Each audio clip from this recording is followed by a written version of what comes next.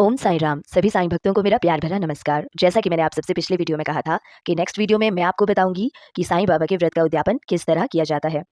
सबसे पहले जितने व्रत का संकल्प आपने पहले व्रत के दिन लिया था, आपको उतने ही पूरे व्रत करने होते हैं। जिस दिन आपके व्रत पूरे होते हैं, वही दिन आपका उद्यापन वाला दिन बनता है।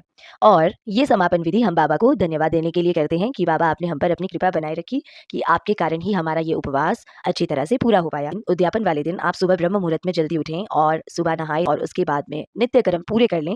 तत्पश्चात अच्छा रहेगा अगर आप सफेद और पीले रंग के वस्त्र धारण करते हैं। बाबा की फोटो या मूर्ति जो भी आपने पूजन के लिए रखी है अपने घर में, आपके घर की द्वारिकामाई में, आप उनको चौकी पर स्थापित करें।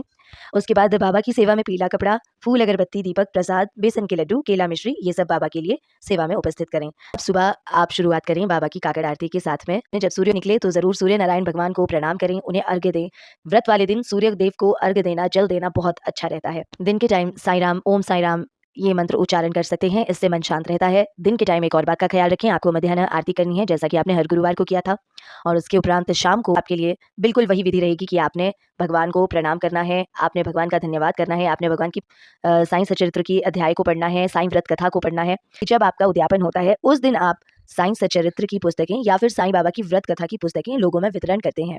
मिनिमम 5 लोगों के लिए वितरण किया जाता है, लेकिन बाबा हमेशा भाव के भूखे थे, तो अगर आप 5 लोगों में पुस्तकें वितरण नहीं कर सकते तो आप एक आदमी को भी पुस्तक दे सकते हैं।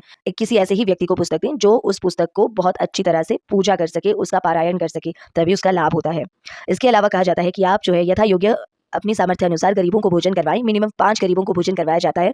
और अगर फिर भी हम 5 गरीबों को भोजन ना करवा पाएं तो आप एक गरीब को भी भोजन करवा सकते हैं। अगर मैं अपनी बात करूं तो मैंने हमेशा ही बाबा के व्रत में जानवरों को भोजन करवाया था। तो मैं गाय के लिए केले ले लिया करती थी या फिर कुत्तों के लिए भोजन दे दिया करती थी। इसके अतिरिक्त आप यथा योग्य गरीबों में दक्षिणा दान करें। दिन के टाइम फलाहार बिल्कुल वैसे ही लेंगे जैसे आप बाकी व्रतों में लिया करते थे, लेकिन शाम को आप भोजन उसी के उपरांत करेंगे जब आप किसी को भोजन करवा लेते हैं। तो या तो आप किसी गाय के लिए केला दे दें या तो गरीबों को भोजन करवा लें। उनको भोजन देने के बाद ही आप स्वयं ग्रहण करें। तो बाबा से कहें कि बाबा जाने अनजाने जो मुझसे भूल हुई हो उसके लिए क्षमा याचना करते हैं।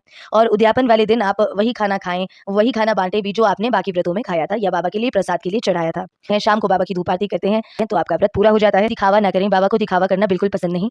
आप साईं सचरित्र के अध्याय नंबर 15 में भी देख सकते हैं। यथा योग्य जैसी आपकी सामर्थ्य हो उस अनुसार बाबा का पूजन करें, भाव शुद्ध रखें। इसके अलावा अहंकार बिल्कुल नहीं आना चाहिए कि मैंने बाबा के इतने व्रत कर लिए हैं, बिल्कुल नहीं। अगर बाबा के व्रत पूरे हुए हैं, बिना त्रुटि के पूरे हुए हैं, तो ये बाबा की ही कृपा है। उन्हीं की इच्छा से हम उनके व्रत कर पाए, उनके लिए ये सब सामग्री उनके समक्ष रख पाए। जो बाबा का है वो हम बाबा को ही अर्पण करते हैं। सो प्लीज अपने मन में अहंकार बिल्कुल न लाएं। इस प्रकार उद्यापन के बाद हर गुरुवार को बाबा के समक्ष दिया जलाते रहें, बाबा की प्रार्थना करते रहें। अगर आपका उद्यापन आज है या आप आने वाले दिनों में करने वाले हैं तो साईनाथ आप पे कृपा बनाए रखें। ओम साईं राम, जय साईं राम।